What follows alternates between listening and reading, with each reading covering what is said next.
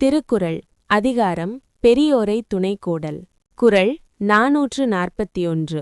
அறனறிந்து மூத்த அறிவுடையார் கேண்மை திறனறிந்து தேர்ந்து கொளல். விளக்கம். அறத்தின் நுட்பங்களை அறிந்தவர்களும் வயதிலும் அறிவிலும் முதிர்ந்தவர்களுமான பெரியவர்களின் நட்பை ஒருவன் அதற்கான வழிகளை அறிந்து ஆராய்ந்து தனக்கு துணையாக கொள்ள வேண்டும். மகாபாரதம். விருத்தோபசேவி யோ ராஜன் பிராஜ்ஞः ஷீலவான் ஜிதேந்திரியः தம் தேவாக சௌபாக்யவந்த்ரம் குர்வந்தி சர்வதோ முகைஹி. விளக்கம். மன்னனே, எவன் ஒருவன் அனுபவத்தில் முதிர்ந்த பெரியவர்களை பணிந்து சேவை செய்கிறானோ அத்தகைய அறிவுடைய நல்லொழுக்கம் மிக்க புலனடக்கம் கொண்டவனுக்கு தேவர்கள் எல்லா திசைகளிலிருந்தும் நன்மைகளை செய்கிறார்கள். முதிர்ந்தவர்களின் துணை ஒருவனுக்கு தெய்வ பலத்திற்கு நிகரான வெற்றியை தரும் என்கிறது மகாபாரதம். மனுஸ்மிருதி. விருத்தாம்ஷ்ச நித்யம் சேவேத விப்ரான் வேதவிதः சுச்சீன் விருத்தசேவீஹி சததம் ரக்ஷோபிக்ஷைரபி பூஜ்யதே. விளக்கம். மன்னன் நாள்தோறும் வயதில் முதிர்ந்தவர்களையும் வேதமுணர்ந்த அறிஞர்களையும் தூய்மையான ஒழுக்கமுடையவர்களையும் அணுகி அவர்களிடம் ஆலோசனை பெற வேண்டும். விருத்தசேவி. இவ்வாறு பெரியவர்களை துணையாகக் கொள்பவனை அசுரர்களும் கூட வணங்குவார்கள், மதிக்கப்படுவான். அதாவது பெரியோரின் நட்பு ஒருவனுக்கு பெரும் பாதுகாப்பை வழங்கும் என்பது மனுவின் நீதி. சனாதன தர்மத்துடன் இந்த குறள் எப்படி ஒத்துப்போகிறது?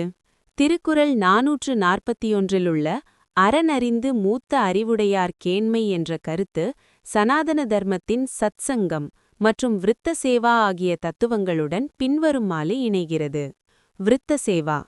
சனாதன தர்மத்தில் அறிவு என்பது வெறும் புத்தக வாசிப்பால் வருவதல்ல, அது அனுபவத்தால் முதிர்வது. விருத்த என்றால் முதிர்ந்தவர்கள். அவர்களின் நட்பை பெறுவது என்பது ஒருவன் தனது புத்தியை கூர்மைப்படுத்திக் கொள்ளும் வழியாகும். திறனறிந்து தேர்ந்து கொளல். பெரியவர்களை தேர்ந்தெடுக்கும்போது வெறும் வயதை மட்டும் பார்க்காமல் அறனறிந்து என்பதையும் அறிவுடையார் விவேகமுள்ளவரா என்பதையும் ஆராய சொல்கிறார் வள்ளுவர். இதையே சனாதன தர்மம் பரீட்சை என்கிறது. ஒரு குருவையோ அல்லது மந்திரியையோ தேர்ந்தெடுக்கும் முன் அவரது தகுதியை ஆராய வேண்டும். அறத்தின் வழிகாட்டுதல். வாழ்க்கை எனும் சமுத்திரத்தில் தடம் தெரியாமல் தவிக்கும்போது கரை கண்ட பெரியவர்கள் கலங்கரை விளக்கம் போன்றவர்கள். திறனறிந்து என்பது அவர்கள் சொல்லும் ஆலோசனைகளை ஏற்கும் பக்குவத்தையும் குறிக்கும்.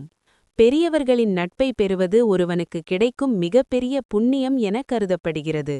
குறள் 442. உற்ற நோய் நீக்கி உறாமை முற்காக்கும் பெற்றியார் பேணிக் கொளல். விளக்கம். ஏற்கனவே வந்துவிட்ட துன்பங்களை நீக்கும் ஆற்றல் உடையவர்களையும் இனி வரப்போகும் துன்பங்கள் வராமல் முன்கூட்டியே காக்க வல்லவர்களுமான பெரியவர்களை அவர்கள் பெருமையை அறிந்து போற்றி துணையாக கொள்ள வேண்டும். மகாபாரதம். ய உத்ருத்ய விபன்னார்த்தம் அநாகதம் அபேக்ஷதே தமாஹுஹு சகாயம் பிராக்ஞம் ராஜதர்ம விதோஜனாக. விளக்கம். எவன் ஒருவன் சிக்கித்தவிக்கும் ஒருவனை துன்பத்திலிருந்து வெளியே கொண்டு வருகிறானோ, உற்றநோய் நீக்கி மேலும் எதிர்காலத்தில் வரக்கூடிய இடர்பாடுகளை முன்கூட்டியே சிந்தித்து செயல்படுகிறானோ, முற்காக்கும் அவனையே தகுதியான துணை என்று அரசியல் தர்மம் அறிந்தவர்கள் கூறுகிறார்கள். மனுஸ்மிருதி. நிவர்த்தயத்யனயே சக்தம் அனயம் சப்யுபயேஷும் தமேவ ஹி சகாயம் த்வம் வித்தி சர்வாசு ஆபத்சு. விளக்கம். தவறான பாதையில் செல்லும்போது அதை தடுத்து நிறுத்துபவனும் ஏற்கனவே வந்துவிட்ட விபத்துக்களிலிருந்து உன்னை காப்பாற்றுபவனுமே எல்லா ஆபத்துக்களிலும் உனக்கு சிறந்த துணையாவான். அத்தகையவர்களை மதித்து போற்ற வேண்டும். சனாதன தர்மத்துடன் இந்த குறள் எப்படி ஒத்துப்போகிறது? திருக்குறள் 442 உற்ற நோய் நீக்கி முற்காக்கும் பெற்றியார் என்ற கருத்து சனாதன தர்மத்தின் சாந்தி பரிகாரம் மற்றும் குரு தத்துவம் ஆகிய கொள்கைகளுடன் பின்வருமாறு இணைகிறது. திரிகால ஞானம். பெரியவர்கள் அல்லது குருமார்கள் கடந்த காலம், நிகழ்காலம் மற்றும் எதிர்காலம் ஆகிய மூன்றையும் அறிவின் வலிமையால் உணர்ந்தவர்கள். நாம் செய்த கர்ம வினைகளால் வரும் துன்பங்களை பரிகாரங்கள் சொல்லிக் கொடுப்பதும் இனி கர்மங்கள் சேராதபடி தர்மத்தை உணர்த்துவதும் இவர்களது சிறப்பாகும். நிமித்த ஞானமும் தற்காப்பும். சனாதன தர்மம் அறிகுறிகளைக் கொண்டு ஆபத்தை உணரச் சொல்கிறது. பெரியவர்கள் முற்காக்கும் திறனுடையவர்கள், அதாவது ஒரு நாட்டின் அல்லது ஒரு மனிதனின் நடவடிக்கைகளை கவனித்து அது எத்தகைய அழிவுக்கு இட்டு செல்லும் என்பதை முன்கூட்டியே எச்சரிப்பார்கள். பெற்றியார் பேணல். பெற்றியார் என்றால் தகுதி அல்லது குணம் உடையவர். இவர்களை பேணுதல் என்பது நமது தற்பெருமையை விட்டு அவர்களிடம் சரணடைவதை குறிக்கும். தத் வித்தி பிரணிபாதேன பரிப்பிரஷ்னேன சேவையா என்ற கீதை வாக்கியப்படி அத்தகைய பெரியவர்களை பணிந்து துணை கொள்வதே ஒருவனின் வாழ்க்கை பயணத்தை சுகமாக்கும். குறள் 443. அரியவற்றுளெல்லாம் அரிதே பெரியாரைப் பேணித் தமராக் குழல். விளக்கம். பெறைக்கரிய பேறுகள் எல்லாவற்றிலும் மிகவும் அருமையானது எதுவென்றால், அறிவிலும் ஒழுக்கத்திலும் சிறந்த பெரியவர்களைப் போற்றி அவர்களை தமக்கு நெருக்கமான துணையாக, அதாவது சுற்றமாக ஆக்கிக் கொள்வதுதான். மகாபாரதம். லாபானாம் ஷேஷ்டம் ஆரோக்கியம் சுகானாம் து துஷ்டிருத்தமா சத்சங்கः சர்வலாபானாம் மகாநிதிஹி இதி ஸ்மிருதः. விளக்கம். லாபங்களில் சிறந்தது ஆரோக்கியம், சுகங்களில் சிறந்தது மனத்திருப்தி. ஆனால் அனைத்து லாபங்களிலும் அரியவற்றிலும் தலையாய லாபம் சத்சங்கம் எனப்படும் பெரியோர்களின் சேர்க்கையே ஆகும். அது ஒரு மகாநிதிக்கு ஒப்பானது. வள்ளுவர் கூறுவது போலவே இதுவே அரியவற்றுள் அரிய லாபம் என்கிறது பாரதம். மனுஸ்மிருதி. அபிவாதனசீலஸ்ய நித்யம் விருத்தோபசேவினக சத்வாரி தஸ்ய வர்தந்தே ஆயுர்வித்யா யசோ பலம். விளக்கம்.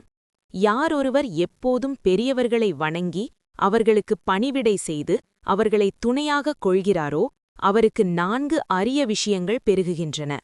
1 ஆயுள், 2 கல்வி வித்யை, 3 புகழ், 4 வலிமை.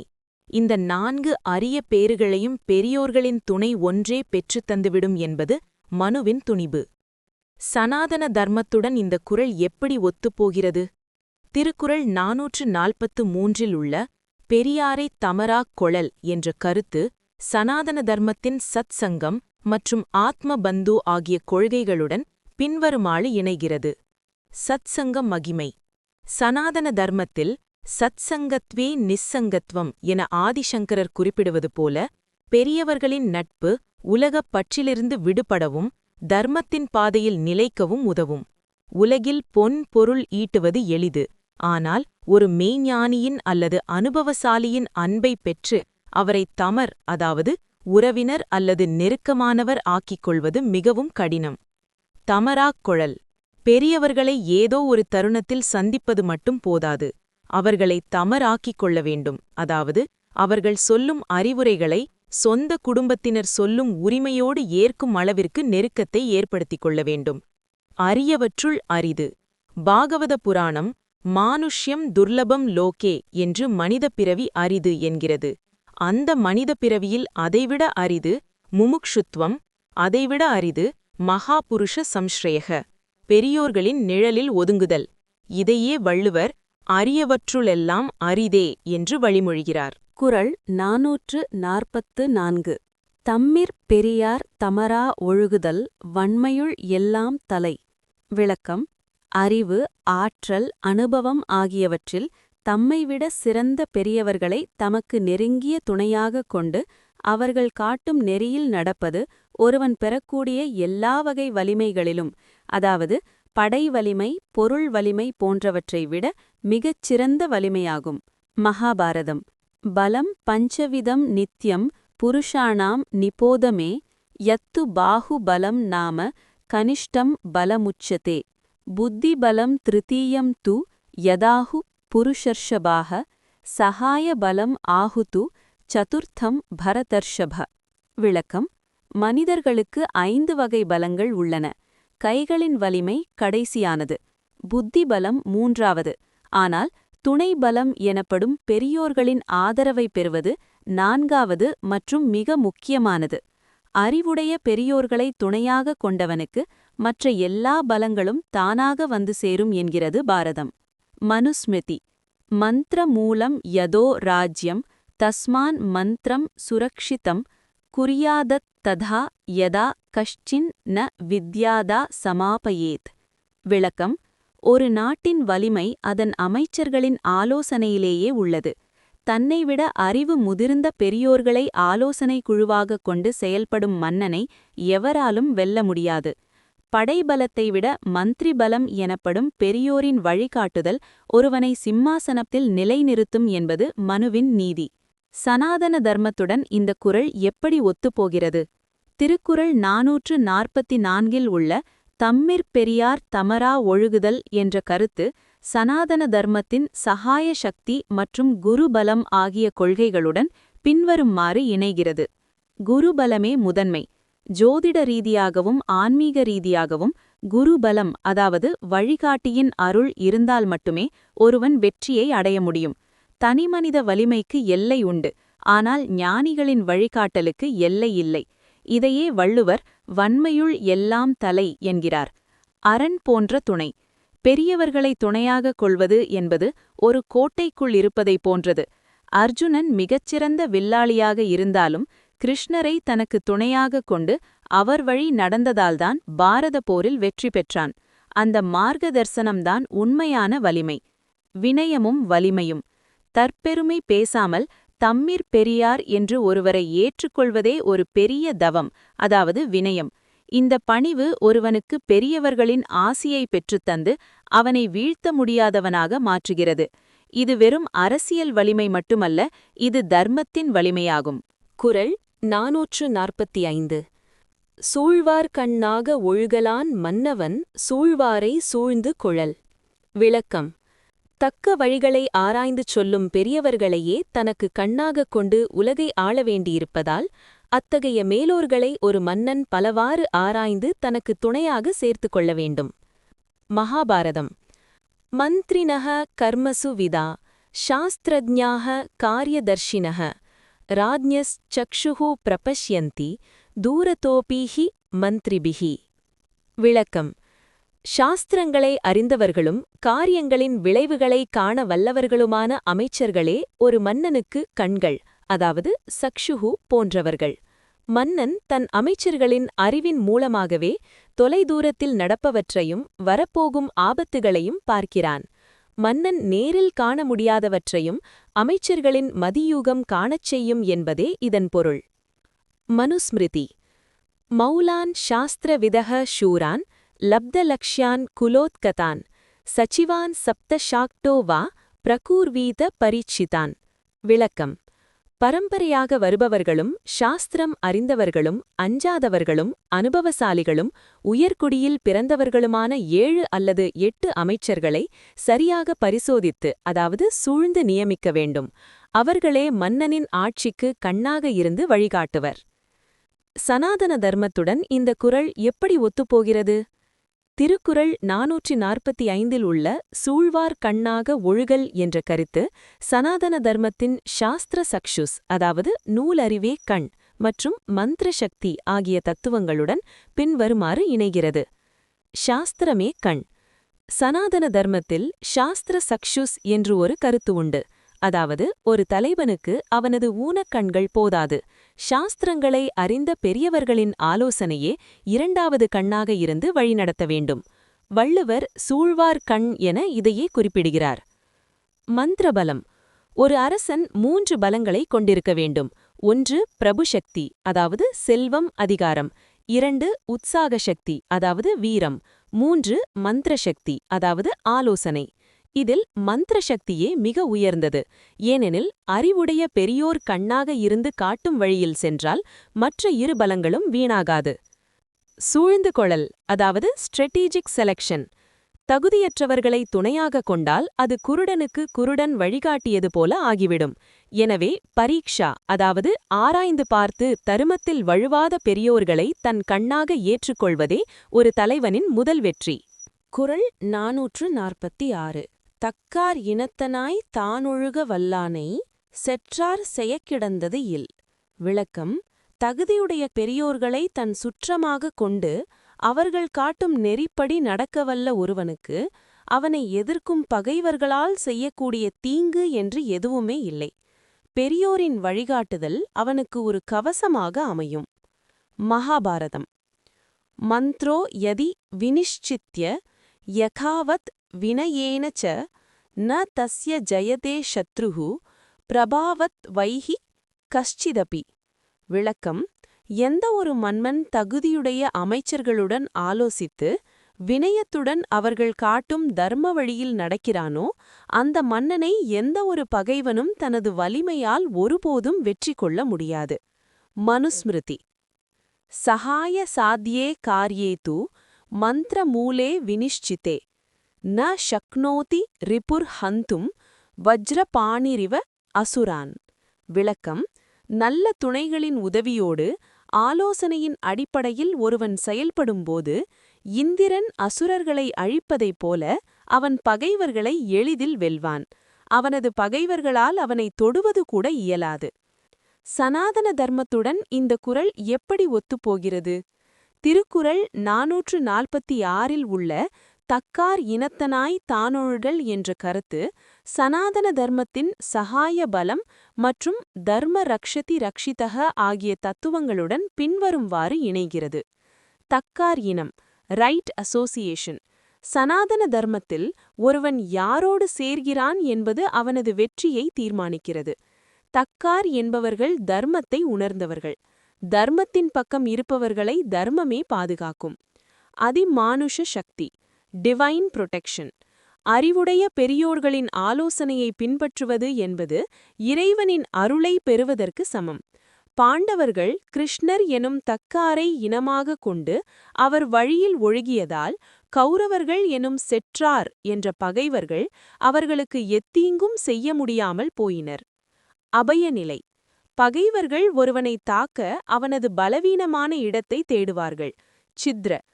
பெரியோர்களின் துணையோடு நடப்பவன் எப்போதும் விழிப்புடனும் தர்ம நெறியிலும் இருப்பதால் அவனிடம் எந்த பலவீனமும் இருக்காது.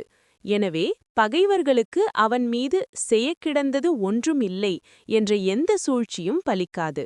குறள் 447. இடிக்கும் துணையாரை ஆழ்வரை யாரே கெடுக்கும் தகைமை அவர். விளக்கம்: தவறு கண்ட இடத்தில் முகம் பார்க்காமல் கடிந்து அறிவுரை கூறும் இடித்துரைக்கும் பெரியோர்களை துணையாக கொண்டு செயல்படும் வலிமை மிக்கவரை அழிக்கும் ஆற்றல் படைத்த பகைவர் எவருமே இலர். அத்தகைய பெரியோரின் அறிவுரை ஒரு கவசம் போல அவரை காக்கும். மகாபாரதம். சுலபாக புருஷாக ராஜன் சததம் பிரியவாதினக அப்ரியஸ்ய ச பத்யஸ்ய வக்தா ஸ்ரோதா ச துர்லபக. விளக்கம்: மன்னனே, எப்போதும் இனிமையாக பேசுபவர்களைக் காண்பது எளிது. ஆனால் கேட்பதற்கு இனிமையாக இல்லாவிட்டாலும் அப்ரியஸ்ய நன்மை தரக்கூடிய உண்மைகளை கூறுபவரும் வக்தா அதை பொறுமையுடன் கேட்பவரும் காண்பது மிக அரிது. அத்தகைய இடித்துரைக்கும் நண்பர்களைக் கொண்டவன் வீழ்ச்சியடைவதே இல்லை என்கிறது பாரதம். மனுஸ்மிருதி. தர்மார்த்தௌ யத்ர ந ஸ்யாதாம் சுஷ்ரூஷாவாபி தத்விதா தத்ர வித்யா ந வப்தவ்யா சுபமீரிவ சக்ஷுஷி. விளக்கம்: மன்னன் தனது அமைச்சர்கள் அல்லது குருமார்கள் தர்மத்தின் அடிப்படையில் செய்யும் விமர்சனங்களை இடித்தலை ஏற்று மதிக்க வேண்டும். அவ்வாறு தன் தவறுகளை சுட்டிக்காட்டும் பெரியோர்களை அரண் போல வைத்திருப்பவனை அதர்மம் நெருங்காது. அவனது புகழை எவராலும் கெடுக்க முடியாது. சனாதன தர்மத்துடன் இந்த குறள் எப்படி ஒத்துப்போகிறது? திருக்குறள் 447 உள்ள இடிக்கும் துணையார் என்ற கருத்து சனாதன தர்மத்தின் ஹிதோபதேசம் மற்றும் சாசனம் ஆகிய கொள்கைகளுடன் பின்வருமாறு இணைகிறது. ஹிதம் நன்மை. பிரியம் வேறு, ஹிதம் நன்மையை தருவது வேறு.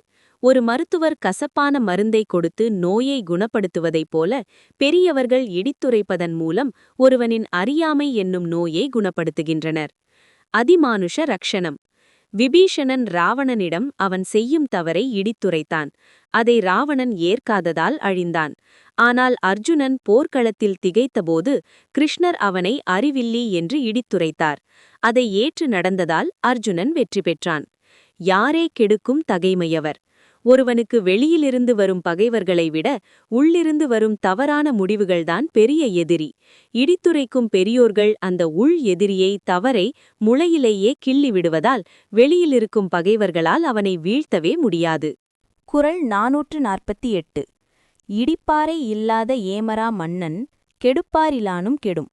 விளக்கம்: தன் குற்றத்தைக் கண்டு கடிந்து அறிவுரை கூறும் பெரியோர்களை துணையாக கொள்ளாத அத்தகைய பாதுகாப்பற்ற ஏமரா மன்னன் அவனைக் கெடுப்பதற்கு என்று ஒரு பகைவன் இல்லாமலே அவன் செய்யும் தவறுகளாலேயே தானாக அழிந்து விடுவான். மகாபாரதம். பத்யவாதினம் ஆசன்னம் ஹிதகாமம் ஹிதேரதம் யோ ந ஷ்ருணோதி விருத்தஸ்ய சா ஷுச்சதி அபதம் ஆஸ்திதः. விளக்கம். நன்மையையே விரும்பி அருகிலிருந்து கசப்பானாலும் உண்மையான அறிவுரைகளை சொல்லும் பெரியோரின் சொற்களை எவன் செவிமடுக்கவில்லையோ அவன் தவறான பாதையில் அபதம் சென்று இறுதியில் துக்கத்தை அடைவான். ராவணனுக்கு விபீஷணன் இடித்துரைத்தும் அவன் கேட்காததால் பகைவன் இல்லாமலே தன் அகங்காரத்தால் அவன் அழிய நேர்ந்ததை இது நினைவூட்டுகிறது. மனுஸ்மிருதி. வினயாத் வினஷ்யந்தி ராஜானஹ சராஷ்டிராஹ ச பரிச்சதாஹ அவினயாத் ஹி வினஷ்யந்தி ராஜானஹ ச பரிவாரகாஹ. விளக்கம். அடக்கம் வினயம் இல்லாத மன்னன் அவனை அழிக்கப் புறப்பகைவர்கள் தேவையில்லை. அவனது அவினயம் அவனையும் அவனது நாட்டையும் சுற்றத்தையும் சேர்த்து அழித்துவிடும். இதையே வள்ளுவர் கெடுப்பாரிலானும் கெடும் என்கிறார். சனாதன தர்மத்துடன் இந்த குறள் எப்படி ஒத்துப்போகிறது? திருக்குறள் 448 உள்ள இடிப்பாரே இல்லாத ஏமரா மன்னன் என்ற கருத்து சனாதன தர்மத்தின் அகங்கார நிவ்ருத்தி மற்றும் தர்ம கண்டனம் ஆகிய தத்துவங்களுடன் பின்வருமாறு இணைகிறது. ஏமம் பாதுகாப்பு. சனாதன தர்மத்தில் ஒரு மன்னனுக்கு உண்மையான பாதுகாப்பு ஏமம் அவனது படைகளோ கோட்டைகளோ அல்ல, அவனை தர்ம நெறியிலிருந்து தவறாமல் காக்கும் ராஜகுரு அல்லது அமைச்சர்களின் இடித்துரைப்பதே ஆகும். அந்த பாதுகாப்பு இல்லையெனில் அவன் தரைகெட்டு ஓடும் குதிரையைப் போன்றவன். சுய அழிவு செல்ஃப் டிஸ்ட்ரக்ஷன். தன்வினை தன்னைச் சுடும் என்பது கர்மவினை தத்துவம். ஒருவன் தவறு செய்யும்போது அதை தடுக்க ஆள் இல்லையெனில் அந்த தவறுகளே நஞ்சாக மாறி அவனை அழித்துவிடும். பகைவன் வந்துதான் ஒருவனை கொல்ல வேண்டும் என்பதில்லை, அவனது தவறான முடிவுகளே அவனுக்கு பெரிய பகைவன். அதிமானுஷ எச்சரிக்கை. புராணங்களில் கம்சன் ஹிரண்யகசிபு போன்றவர்கள் தங்களுக்கு இடித்துரைத்த பெரியோர்களை அலட்சியம் செய்தார்கள். அவர்களை அழிக்கப் புறப்பகைவர்கள் வரவில்லை, அவர்களின் அதர்மமே அவர்களை அழிவின் விளிம்பிற்கு தள்ளியது. குறள் 449. முதலிலார்க்கு ஊதியம் இல்லை, மதலையாம் சார்பிலார் கில்லை நிலை. விளக்கம். மூலதனம் அல்லது முதலீடு இல்லாத வணிகர்களுக்கு அதனால் வரக்கூடிய லாபமில்லை. அதுபோலவே தன்னை தாங்கி நிற்கும் தூண் போன்ற பெரியோர்களின் துணையாகிய சார்பு இல்லாதவர்களுக்கு வாழ்க்கையில் நிலைத்து நிற்கும் தன்மை என்பது இல்லை. மகாபாரதம். அமூலானி ச கார்யாணி யோ மோஹாத் கர்த்துமிச்சதி ச நிமஜ்ஜதி துர்மதிஹி சமுத்ரே நௌரிவ அப்ளவா. விளக்கம். எந்த ஒருவன் ஆதாரமான அடிப்படை அல்லது மூலம் இன்றி ஒரு காரியத்தை மோகத்தினால் செய்ய முற்படுகிறானோ அந்த அறிவிலி துடுப்பு இல்லாத படகு கடலில் மூழ்குவது போல அழிவான். இங்கு மூலம் என்பது முதலீட்டையும் அனுபவம் மிக்க பெரியோரின் ஆலோசனையையும் குறிக்கிறது. மனுஸ்மிருதி. சகாயைஹ சாத்யதே காரியம் லகுவப்யேகம் மேதயா கிமு ராஜ்யம் மகத்காரியம் அசகாயேன தீமதா. விளக்கம். மிகச்சிறிய காரியத்தை கூட துணையின்றி செய்வது கடினம். அப்படியிருக்க ஒரு பெரிய நாட்டை ஆளுதல் எனும் பெரும் காரியத்தை தகுதியுடைய பெரியோரின் துணையின்றி அசகாயேன எப்படி செய்ய முடியும்? அத்தகைய துணையில்லாத ஆட்சி நிலைக்காது. சனாதன தர்மத்துடன் இந்த குறள் எப்படி ஒத்துப்போகிறது? திருக்குறள் 449 உள்ள மதலை தூண் மற்றும் முதலீடு என்ற கருத்துக்கள் சனாதன தர்மத்தின் ஆதார தத்துவம் மற்றும் குரு தத்துவம் ஆகியவற்றுடன் பின்வரும்பாறு இணைகின்றன. ஆதார சக்தி. ஒரு கட்டிடம் நிலைத்து நிற்க அஸ்திவாரமும் தூண்களும் மதலை எவ்வளவு முக்கியமோ ஒரு மனிதனின் வெற்றிக்கு அவன் சார்ந்திருக்கும் பெரியோர்களின் ஞானம் அவ்வளவு முக்கியம். சனாதன தர்மத்தில் குருவை ஆதார ஸ்தம்பம் என்று அழைப்பார்கள். முதல் மற்றும் ஊதியம் காஸ் அண்ட் எஃபெக்ட். கர்மவினை கோட்பாட்டின்படி ஒரு செயலுக்குரிய பலன் கிடைக்க வேண்டுமானால் அந்த செயலுக்குரிய தகுதியான தொடக்கம் முதல் இருக்க வேண்டும். பெரியோரின் ஆசி மற்றும் வழிகாட்டலே அந்த தகுதியான முதலீடு. ஆச்சாரிய சார்பு. ஆச்சாரியவான் புருஷோ வேத. ஆச்சாரியனை சார்ந்திருப்பவனே உண்மையை அறிவான் என்கிறது உபநிடதம். சார்பு இல்லாத கொடி எப்படி தரையில் படர்ந்து அழியுமோ அதுபோல பெரியோரை சாராத வாழ்வு நிலைபெறாது. குறள் 450. பல்லார் பகை கொளலில் பத்தடுத்த தீமைத்தே நல்லார் தொடர்கை விடல். விளக்கம்: தனி ஒருவனாக நின்று பலரோடு பகை கொள்வதைக் காட்டிலும் நற்பண்புகள் மிக்க பெரியோர்களின் நட்பை கைவிடுவது ஒருவனுக்கு 10 மடங்கு அதிக தீமையை உண்டாக்கும். பகைவர்களை விட வழிகாட்டி இல்லாத நிலையே அதிக ஆபத்தானது. மகாபாரதம். ஏதக பாபானி குருதே பலம் புங்க்தே மகாஜனக போக்தாரோ விப்ரமுச்யந்தே கர்த்தா தோஷேன லிப்யதே. விளக்கம்: நல்லோர்களின் ஆலோசனையைத் துறந்து தனித்து நின்று தீய வழியில் செயல்படுபவன் பல பகைவர்களை சம்பாதிப்பதை விட பெரிய நரகத்தை அடைகிறான். விபீஷணனின் தொடர்பை கைவிட்டதால் ராவணன் பல நாடுகளை பகையாக்கிக் கொண்டதை விட பெரிய அழிவை, குலநாசம் சந்தித்தான் என்பது பாரதத்தின் பாடம். மனுஸ்மிருதி. சத்பிஹி சஹ ஆசீத சத்பிஹி குர்வீத சங்கதிம் சத்பிஹி விவாத மைத்ரீம் சன்னா அசத்பிஹி கிஞ்சிதாச்சரேத். விளக்கம்: எப்போதும் சாதுக்களுடன், அதாவது நல்லார் உடன் இருக்க வேண்டும். அவர்களுடன் மட்டுமே உறவு கொள்ள வேண்டும். பெரியோர்களின் தொடர்பை அறுத்துக் கொள்வது என்பது ஒருவன் தன் கண்களை தானே குத்திக் கொள்வதற்குச் சமம். அத்தகைய தொடர்பை இழந்தவன் வெளியில் உள்ள பகைவர்களால் அல்ல, தன் விவேகமின்மையாலேயே அழிந்து போவான். சனாதன தர்மத்துடன் இந்த குறள் எப்படி ஒத்துப்போகிறது? திருக்குறள் 450 உள்ள நல்லார் தொடர்கை விடல் என்ற கருத்து சனாதன தர்மத்தின் சத்சங்க மகிமை மற்றும் பாகவத அபராதகம் ஆகிய கொள்கைகளுடன் பின்வருமாறு இணைகிறது. வழிகாட்டுதல் இல்லாமை என்றால் லேக் ஆஃப் கிரேஸ் என்பது. சனாதன தர்மத்தில் குரு துரோகம் அல்லது பெரியோர்களை அவமதித்தல் என்பது மகா பாபமாக கருதப்படுகிறது. பல பகைவர்கள் இருந்தால் கூட அவர்களை தந்திரத்தால் வெல்லலாம். ஆனால் வழிகாட்டும் நல்லார் தொடர்பு இல்லையெனில் தந்திரமே தவறாகப் போய்விடும். 10 தீமை என்றால் 10-fold evil. ஏன் 10 மடங்கு தீமை? பகைவன் வெளியிலிருந்து தாக்குவான். ஆனால் நல்லார் தொடர்பு இல்லாதபோது நம் புத்தியே நமக்கு எதிரியாகி, அதாவது உட்பகை ஆகி நம்மை தவறான முடிவுகள் எடுக்க வைத்து சர்வநாசம் செய்யும். பாதுகாப்பு அரண். பெரியோர்களின் நட்பு என்பது ஒரு கண்ணுக்கு தெரியாத கவசம். அந்த கவசத்தை கழற்றி எறிபவன் போர்க்களத்தில் நிர்வாணமாக நிற்பவனை போன்றவன். அவனை வீழ்த்த பல கோடி பகைவர்கள் தேவையில்லை, ஒரு சிறு பிழையே போதும்.